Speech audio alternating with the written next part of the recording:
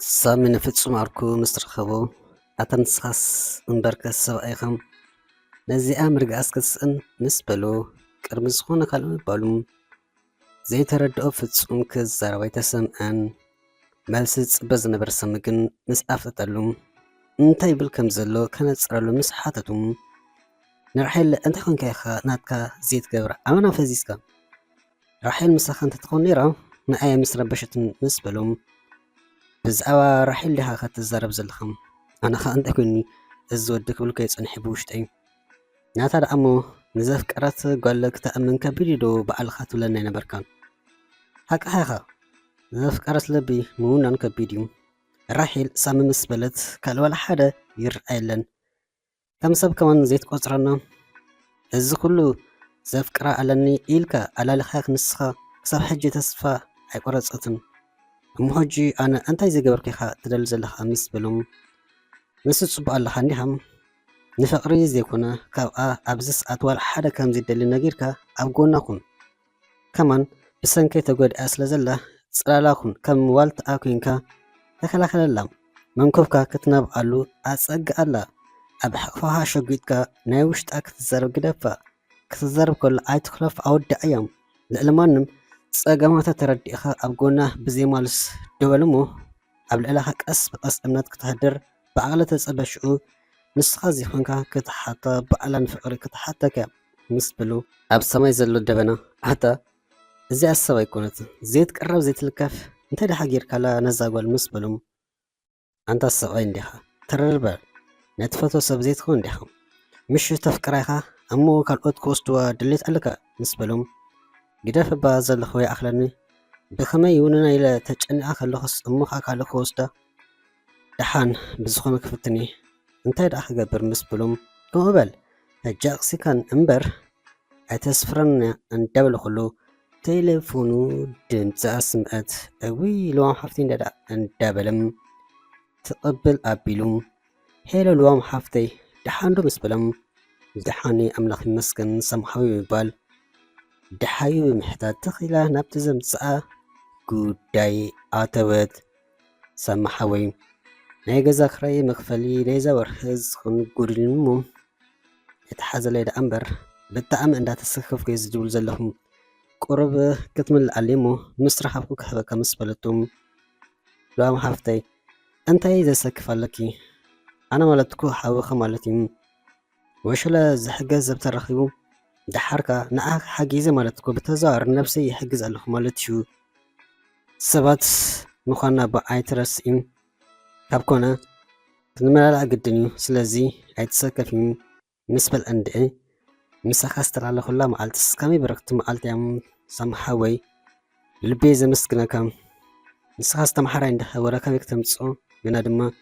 ቀልጢፈ ክመልሰልካ እዩ ፈጣሪ ዝሓሰብከይ ጽቡቕ ነገር ዘበለ የሳልጠልከም ካብ ክፉእ ድማ ይሓልኸም ካብ ዓብይ ወጥሪኻ ገላጊልከኒ ገዛ ክራይ ብገይጋ ኣሕሊፍ ይፈልጥኒ ግዲ ሓቂ ዋና ገዛ ነብርኻት እዮም ግን ድማ ዘልመድክዎም ክኸልኦም ስለዘይደልኺ ምስ በለቱም ቀሰኒ ልዋም ሓፍተይ ናብራኺ ሂወትኪ ይፈልጥ እንዴ ተወሳኺ ከተጋየፅሉ ኣብ ዘደልም ኣላ ንከትትፍዮ እንተስኸውን ይርግዳ ሓቂ ኣነ ከማን ኣይመስሓብኹን ንስኽ ገና ነዛ ንክትነብሪ ከተሓትን ዘለኺም ስለዚ ኣብ ነገር ኣይኮነን እመቆሰን ምስ በለም ቀሳነት በዓል ፈጣሪ ሓብካ ሰምሓወይ ምስ በለቱ ድሓን ኣነ ክሳብ ዝመፅእ ከይድንጎይኪ ሓደ ሰብ ክድወልኪ ሓራይዶ ኢሉ ቴሌፎን ምስ ኣፀወም እንታይ ኮይና ምስ በሉ ፍጹም ድሓን እዩ ቁሩብ ገንዘብ ገለ ጎዲልዋይ ምስ በሎም ኣታት ምሽሙሽ ሰብኣያ ነበርከ ክሳብ ሕጂ ድሓይ ኣይገበረላን ማለት ምስ በሎም ምስኡ ወዲኣ እንዲያም ነታ ጓሉ ክብል እምበር ምዃን ሓንቲ መዓልቲ ርኢዋ ዘይፈልጥ ኣታ ዋላ ተፈላለ እምበር ነቲ ዝወለድከ ውሉድ ማዕረከ እንደዘይ ትጭክነሉ ዳኹም ሓንቲ መዓልትኳ ከዘዋረሉ መፅኡ ዘይፈልጥ ምስ በለ ይገርም ይበለ ፍጹም ሰምሓዊ ኣብ ብስራት ኣለን ምስ በለ ሰላም ንሰሚ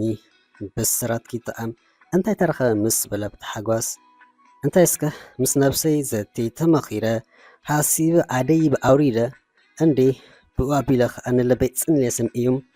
ሓደ ነገር ዝበፅሐ ክኸውን እንተልዩ ከም ዝፈትወካ ከም ዘፍቀረከ እዩ ንኣኸ ዝኣመሰለ ሰብ ልበይ ክኸስር ኣይደለይን መስለኒ ሳሚ እንዳበለ ረብሽኒ እሞ እስከ ደጊምካ ሕጂ ሕተተኒ ምስ በለቶም ሳሚ ብተሓጓስ ዝሕዞ ዝጭብጦ ጠፊኦም ሰላምናተይ ብልበይ ዘፍቅረኪ ተፍቅረኒ ደኺ ምስ በላ ሳሚ ሓውናተይ ሓላለይ የፍቅረካን ፈርቃን እምበር ብጣዕሚ ዝፈተውከ ዘፍቅረካ ምስ በለቶም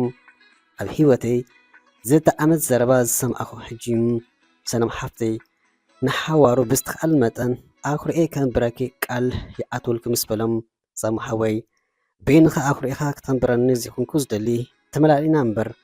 ኩሉ ሸኽም ኣብ ልዕለኻ ክገብሮ ድለይቲ ኣይኮነን እሞ ኣብ ዝኾነ ነገርከ ኣነውን ብዝኽእሉ ኣብ ጎንኻ ኣለኹም ቀሲንካ ትምህርትካ ወድእ ንመርኦ ኢልካ ድሉ ምስ ኮንካ ክንርኦ ኢኖም ኣብ ዕድመዩን ገናይ